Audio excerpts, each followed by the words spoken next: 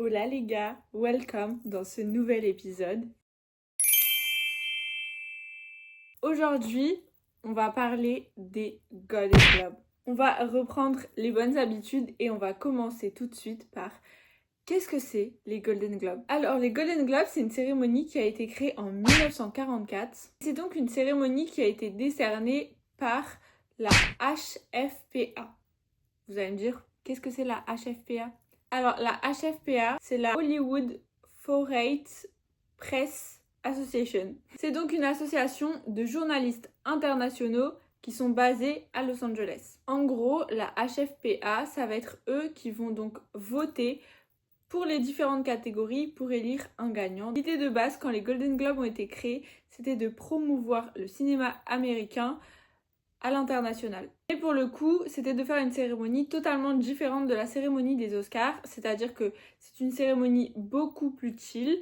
C'est une cérémonie où tous les acteurs et tous les invités vont être tous assis autour d'une table ronde. Ils vont avoir la possibilité de manger, même de boire, de discuter entre eux. Bref, ça va être quelque chose de beaucoup plus chill. Et c'est surtout une cérémonie qui va notamment récompenser le cinéma, mais aussi tout ce qui est TV show, séries et même cette année podcast. Les Golden Globes, comme beaucoup d'events aux États-Unis et même en France, ont eu leur lot de scandales, comme pour tous.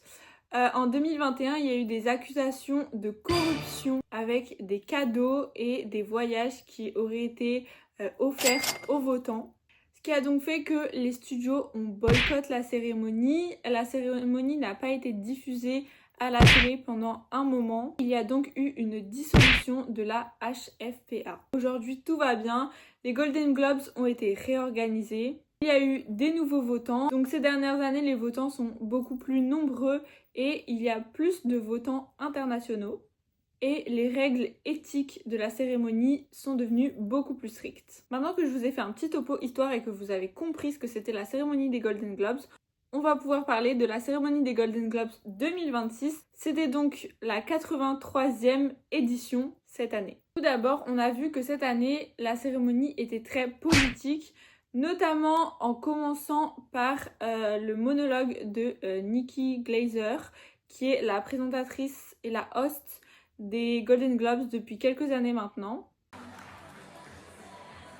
Good evening and welcome to the 83rd Golden Globes.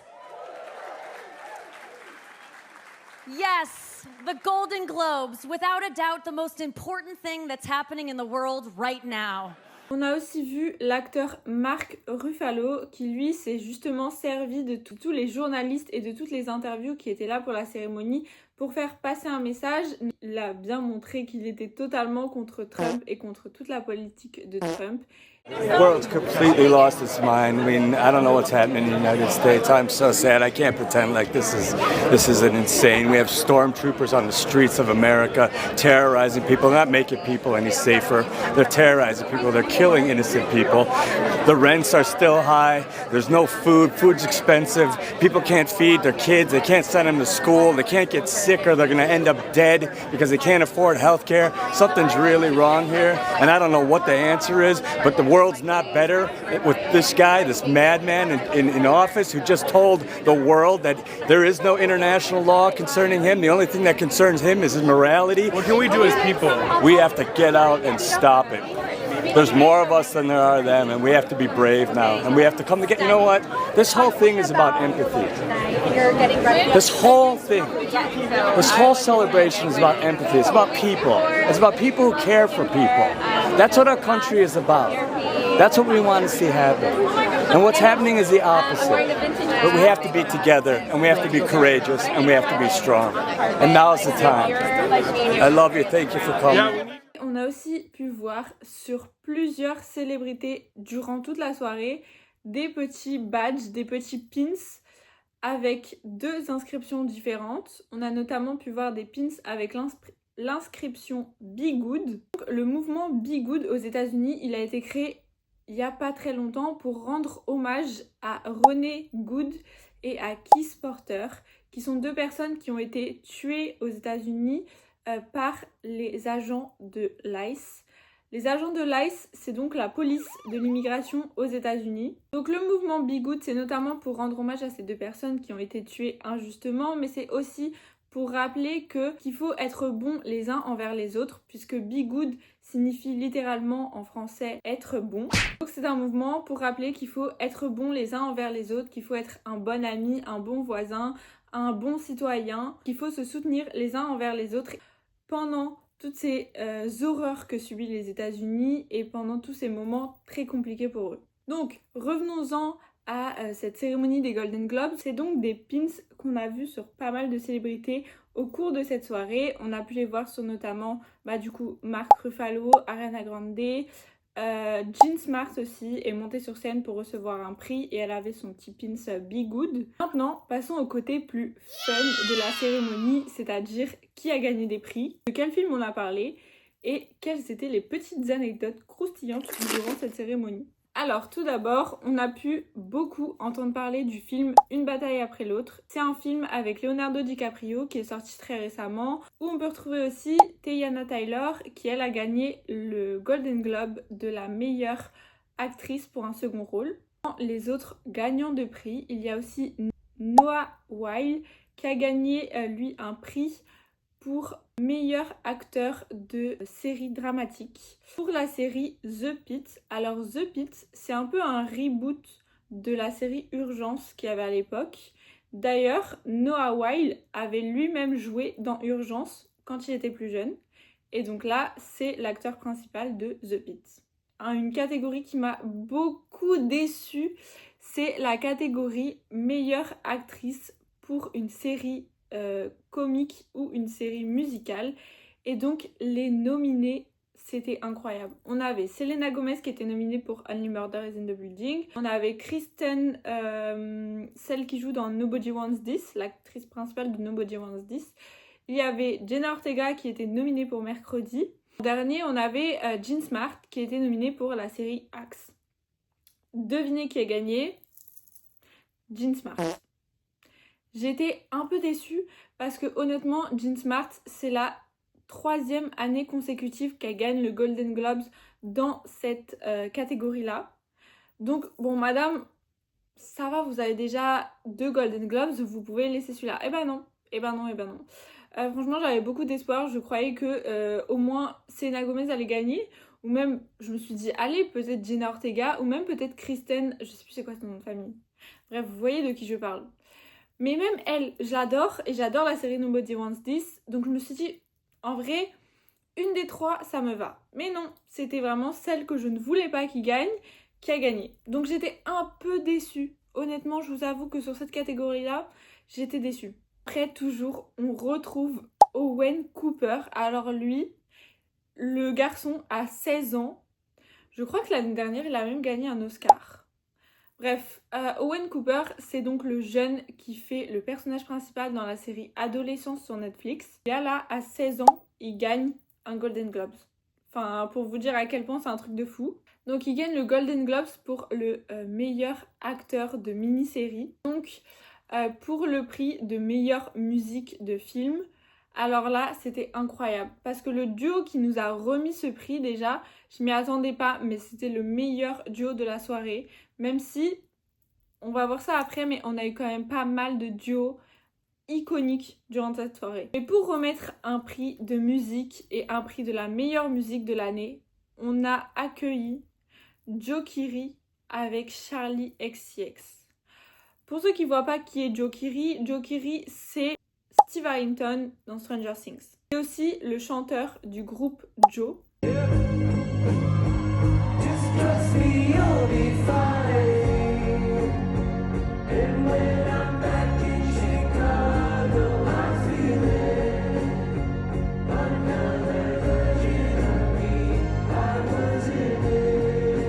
Et bon, bien évidemment, à force, si vous suivez les épisodes, vous savez qui est Charli XCX. Si vous savez pas, vraiment, allez écouter l'album Brat. Revenons-en aux Golden Globes, encore une fois. Charli XCX et Jokiri sont arrivés sur la scène avec un outfit matchy. Ça faisait très yin-yang, puisque Jokiri portait une veste blanche et Charli XCX une jupe blanche. Joe Keery portait un pantalon noir et Charli XCX portait un top noir. Donc ils étaient totalement en accord, totalement matchés. C'était vraiment incroyable. Les deux à voir comme ça arriver sur scène. Une vision du paradis. Ils étaient là pour remettre le prix de la meilleure musique, comme je vous l'ai dit.